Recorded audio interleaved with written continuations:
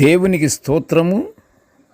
అనుదిన దేవుని వాక్య ధ్యానమునక ఈరోజు 2025 సంవత్సరము జూలై నెల 22వ తారీఖు. ఈరోజు ధ్యాన వాక్యము పరిశుద్ధ గ్రంథము నుండి అపొస్తలుడైన పౌలు గారు ఎఫెసీయులకు రాసిన పత్రిక 6వ అధ్యాయము 12వ వచనాన్ని మనము ధ్యానించుకుందాము. ప్రియ దేవుని బిడ్డలారా, యేసుక్రీస్తు ప్రభువు వారి ప్రశస్త నామములో మీకు శుభములు దీవెనలు కలుగునుగాక. మనమందరము కలిసి చక్కని ఆత్మీయ వాక్యాన్ని మనము ధ్యానించుకుందాము. ధ్యాన వాక్యాన్ని పరిశుద్ధ గ్రంథము నుండి ఒకసారి మనం చదువుకుందాము.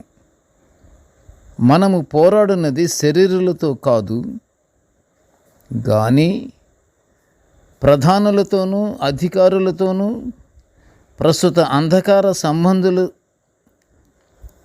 సంబంధులకు లోకనాథులతోనూ ఆకాశమండలమందున్న దురాత్మల సమూహములతోనూ పోరాడుచున్నాము. ప్రియ దేవుని బిడ్డలారా, ఈరోజు ధ్యాన వాక్యము మన పోరాటము అంధకార సంబంధులైన లోకనాథులతో పోరాడుట గురించి మనం ఇప్పుడు ధ్యానించుకుంటున్నాము. ఎందువలనంటే, ప్రియ దేవుని బిడ్డలారా, మనము మన తోడి మానవులతో పోరాటం ఎందుకు పనికిరాదు. ఎలాగా? అంధకార సంబంధులకు లోకనాథులతోనూ ఆకాశమండలమందున్న దురాత్మల సమూహములతోనూ పోరాడాలి. కానీ మన పోరాటాలు లేస్తే కలిసిమెలిసి ఉన్న వాళ్ళతో మనము పోరాటాలు, ఓర్పు లేనటువంటి మాటలు, సహింపలేనటువంటి ఆలోచనలు, సహింపలేనటువంటి ప్రవర్తన, ఇవి కాదు కావాల్సింది. మనం పోరాడవలసింది ఎవరితో? దురాత్మల సమూహములతో పోరాడాలి. ప్రొద్దున లేచిన దగ్గర నుండి కుటుంబాలలో కానీ, బంధువులలో కానీ, తోటి స్నేహితులతో కానీ, లేకుంటే తోటి మానవులతో కానీ పోరాటమే ఎక్కువ. ఇప్పుడు ప్రియ దేవుని బిడ్డల, ఆ పోరాటము ఎవరిది? ఎవరి ప్రమేయము? ఆ పోరాటం అనేది అది అపవాది ప్రమేయము. కానీ ఇది ఎప్పుడూ పనికిరానటువంటి పోరాటాలు మానవుడు. పైగా ఆ పోరాటాలు దేవునికి వ్యతిరేక విషయము. ఇది మర్చిపోతున్నాం మనం.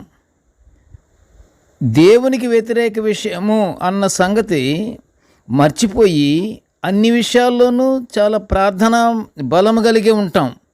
కానీ దేవునికి వ్యతిరేక విషయం ఏమిటంటే, ఆనందముగా జీవించాల్సినటువంటి తోటి మానవులతో ప్రతి విషయానికి పోరాటమే. అది దేవుడు మెచ్చుతాడా? మెచ్చడు. దేవునికి అది వ్యతిరేక విషయం అని ఇక్కడే చెప్తున్నాడు కదా పౌలు గారు. దేవుడు కోరుకునేది మానవులలో ఒకరినొకరు అన్యోన్య సహవాసము కలిగి ఉండాలనేదే ఆయన కోరిక. ఆ కోరికను మానవులు వారి యొక్క గుణగణాలను బట్టి, వారి యొక్క అతిశయాన్ని బట్టి, వారిలో ఓర్పు లేనటువంటి మనస్తత్వం గలవాళ్ళు కనుక ఆ పోరాటాలు ఎక్కువైపోతున్నాయి. కానీ దానివల్ల సుఖము లేదు. ఎప్పుడు నిరుత్సాహంగానే జీవించాలి. మనుషులు ఎల్లప్పుడూ ఆనందంగా జీవించాలని పౌలు గారు ఫిలిప్పీల సంఘానికి రాసిన పత్రిక 4వ అధ్యాయము 4లో మనము చూస్తున్నాము. ఎప్పుడూ ఆనందించుడి, మరీ మరీ చెప్పుచున్నాను ఆనందించుడి. ఆనందానికి బదులుగా గొడవలు పెట్టుకొని నిరుత్సాహం అయిపోతున్నారు. మరి మనం ఉదయం దగ్గర నుండి మనము పరిశుద్ధ గ్రంథాన్ని మనం చదువుతూనే ఉన్నాము కనుక ఈ ఈ ఫిలిప్పీలకు వ్రాసినటువంటి పత్రికలో 4వ అధ్యాయం 4వ వచనం కనిపించట్లేదా మనకి? ఏమంటున్నాడు పౌలు గారు? ఏమంటున్నారు? ఆనందించుడి. నేను మరీ మరీ చెప్పుచున్నాను ఆనందించుడి, ఆనందించుడి, ఆనందించుడి. ఎక్కడ ఆనందం ఉన్నదో అక్కడ తప్పకుండా పరిశుద్ధాత్ముడు తప్పకుండా ఉంటాడు. ఆనందం లేని చోట ఎవరుంటారు? ఎవరుంటారు అనుకుంటున్నారు? ఆనందం అనేది లేని చోట ఎవరుంటాడు? అపవాది ఉంటాడు. ఆనందముగానుంటే అపవాది ఆ దరిదాపులకు కూడా రాడు. ప్రియ దేవుని బిడ్డలారా, కనుక మనము కోరుకునేది, మనకి కావలసినది ఏమిటంటే దేవుడు మన దగ్గర ఉండాలి. దేవుని చూపు మన మీద ఉండాలి. దేవుని ఆజ్ఞలను మనం అనుసరించాలి. పౌలు గారితో చెప్పించిన ఈ మాట దేవుడు చెప్పించిన మాటే. ఆనందించుడి, ఆనందించుడి. ఆనందం లేని చోట పరిశుద్ధాత్ముడు ఉండలేడు.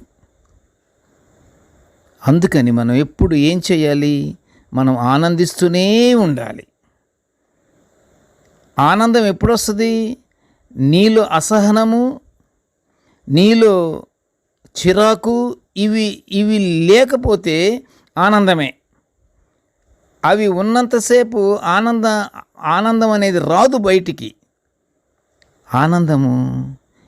ఆనందానికి అవి రెండు అడ్డుగోడలు. కనుక ప్రియ దేవుని బిడ్డలారా, దయచేసి మీరందరూ ఆనందంగా జీవించాలని మీకు తలంపు ఉంటే తప్పకుండా సహనము, ఓర్పుతో, ప్రేమతో, వినయముతో, క్షమాగుణము కలిగి మనము జీవించుచు మనము దేవుణ్ణి నిత్యము ప్రార్థనలతోనే ఉండాలి. అయితే మనము నిత్యము అంధకార సంబంధులైన లోకనాథులతోనూ ఆకాశమండలమందలి దురాత్మల సమూహములతోనూ పోరాడాలి. ఆ పోరాటం ఎప్పుడు వస్తుందంటే మనిషిలో నీకు ఆనందము కానీ ఉంటే పోరాటం తప్పకుండా వస్తుంది.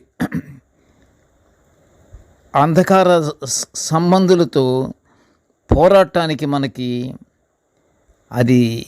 అది ఎలా ఉంటుందంటే దేవుని పరిశుద్ధాత్మ మనలో గట్టిగా బలంగా ఉంటుందన్నమాట. అప్పుడు మనము పోరాడతాము, విజయాన్ని పొందుకుంటాము, సాతానుని ఓడిస్తాము.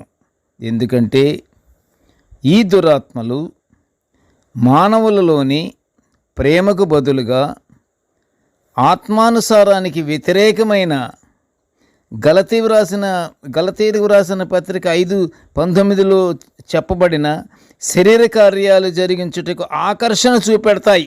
అది అసలు విషయము. ఇవి మనలో ఉన్నట్టు ప్రేమ లేకుండా చేయటానికి అపవాది ఏం చేస్తాడంటే, గలతీయులకు వ్రాసిన పత్రికలు ఇవ్వబడ్డాయి కదా, శరీర కార్యాలు జరిగించటానికి ఆకర్షణగా మన వెంటే ఉంటాయి. నువ్వు ఎప్పుడైతే ప్రేమ కలిగి ఉంటావో అపవాది దరిదాపులకు కూడా రాలేదు. అందువలన ప్రియ దేవుని బిడ్డలారా, దురాత్మలు మన చెంతకు రాకుండా చేయుటకై ఆత్మానుసారంగా దేవుని యందు భయభక్తులతో ప్రేమ కలిగిన వారమై ఆనందంగా మనము జీవించాలి అని పౌలు గారు ఈ ఎఫెసీయులకు రాసినటువంటి పత్రిక ఇందులో నేటి ధ్యాన వాక్యములో క్లుప్తముగాను క్లియర్గాను మనకి చెప్తున్నాడు. మనలో ఒకరికొకడు లోబడు గుణముతో, ప్రియ దేవుని బిడ్డలారా వింటున్నారా, లోబడు గుణం అనేది కానీ ఉంటే సర్వము జయించినట్లే. లోబడు గుణముతో దాసులముగా ఆనంద జీవితాలతో ఉండి ఆత్మఫలాన్ని కలిగి ఉండాలి. ఆత్మఫలము కలిగి ఆత్మానుసారముగా జీవిస్తున్నప్పుడు శరీరేచ్ఛలను మనము నెరవేర్చము, శరీరేచ్ఛలను మన దగ్గరికి రానిచ్చుకోము, శరీరేచ్ఛలు మన కంట పడవు, శరీరేచ్ఛలు మన దగ్గరికి రావు, శరీరేచ్ఛలను మనము కోరుకోము. ప్రియ దేవుని బిడ్డలారా, క్రీస్తు రక్తము మనలను అంధకార సంబంధమైన అధికారము నుండి విడుదల చేసి దేవుని రాజ్య నివాసులుగా చేసినట్లు పౌలు గారు కొలస్సీయులకు రాసిన పత్రిక 1 అధ్యాయం 14 వచనములు వివరించాడు. ఇంకా మనకి ఇంతకంటే గొప్ప రక్షణ ఎక్కడుంది? ఇకనా ఆయన రక్తము మన కొరకే కదా, మన పాప బంధాల నుంచి మనల్ని విముక్తులుగా చేయటానికే కదా ఆయన అంత త్యాగం చేశాడు. శిలువ మీద మరణము పొంది ఆయన తన అమూల్యమైన రక్తాన్ని చిందించాడు. మానవులలో ఎవరికైనా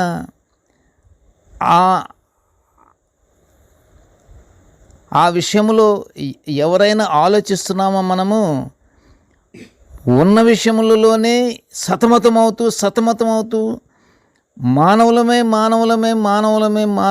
మానవులము ఒకటే తగాదాలు, కొట్టుకోటాలు, తిట్టుకోటాలు ఇవే జరుగుతున్నాయి. అరే, మన కొరకు ప్రభువారు మన పాపాలని పోగొట్టానికై అంధకార సంబంధము నుండి మనల్ని విడుదల చేసిన మన యేసు ప్రభువారు ఆయన త్యాగాన్ని మనము మర్చిపోకూడదు. తండ్రి, నీవు మా కొరకు చేసిన త్యాగము అంతంత కాదు కనుక మేము కూడా త్యాగము చేస్తున్నాము. ఇక మేము అపవాది క్రియలకు లోనవ్వము. మేము ఏ విషయంలోనూ మేము దురాత్మ సంబంధమైనటువంటి విషయాల్లో మేము పాలు పొందము. మాకు కావలసింది దేవుని వెలుగు. దేవుని వెలుగులో మేము ఉంటాము అని మనం వాగ్దానం మనం చెయ్యాలి. దేవునికి వ్యతిరేక శక్తులతో నిత్యము పోరాడాలంటే నీవు ఆనందంగా ఉంటే పోరాడతావు. పోరాడటానికి శక్తి ఏమిటంటే ఆనందమే. పోరాడుచు ప్రేమ కలిగిన మనస్సులతో నిత్యము దేవుని ఆరాధించుకొనుచు మనము దేవుని మహిమపరచుకోవాలి. నిత్య ప్రార్థనలతో పరలోక ఆశీర్వాదాలు పొందుకోవాలి. దేవుని యొక్క మహిమను మనము కొనియాడాలి. దేవుని యందు భయభక్తులు కలిగి ఉండాలి. ఎప్పుడైతే మనము దేవుని యందు భయభక్తులు కలిగి ఉంటామో సాతాను మన దగ్గరికి రాడు, సాతాను పారిపోతాడు. సాతాను అనేది మన దగ్గరికి రాడు. దేవుని మహిమపరుచుకుంటూ ఉంటే, దేవుని మహిమపరుచుకోవటం అంటే తప్పనిసరిగా నీలో ప్రేమ ఉండాలి, నీలో సహనం ఉండాలి, నీలో ఓర్పు ఉండాలి. ఇవి కానీ ఉంటే తప్పకుండా దేవుని మనం మహిమపరుచుకుంటాము. పరలోక ఆశీర్వాదాలు తప్పకుండా పొందుకొని దేవుని రాజ్య ప్రవేశానికి మనం అర్హత పొందుకుంటాము. ప్రార్థన చేసుకుందాము.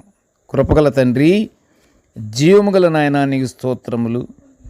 ప్రభువా, నీ దివ్యమైన వాక్యాలను నిత్యము ఇలా ధ్యానించుకునే ఈ గొప్ప భాగ్యాన్ని మాకు అనుగ్రహించినందుకు నీకు ఘనమైన స్తోత్రములు నాయన. తండ్రి, నేటి ధ్యాన వాక్యమును వినుచున్న ప్రతి ఒక్క బిడ్డను ఆశీర్వదించు తండ్రి. ప్రభువా, మేము ప్రేమ గలవారమై, సహనము గలవారమై, ఓర్పు గలవారమై, అంధకార శక్తులతో పోరాడే శక్తిని మాకు అనుగ్రహించమని తండ్రి, ఈ మనవులన్నీ యేసయ్య పుణ్యనామమున వినయముగా వేడుకొనుచుంటున్నాము తండ్రి. ఆమెన్. దేవుడు మనలందరినీ బహుగా దీవించుగాక. Amen, amen, amen.